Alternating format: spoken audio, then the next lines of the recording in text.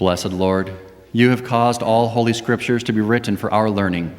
Grant that we may so hear them, read, mark, learn, and take them to heart, that by the patience and comfort of your holy word, we may embrace and ever hold fast the blessed hope of everlasting life.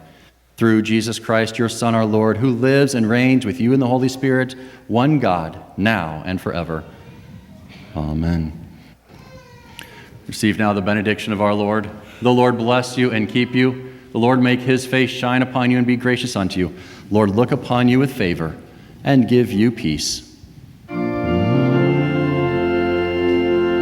We close with hymn 527, O Savior, precious Savior.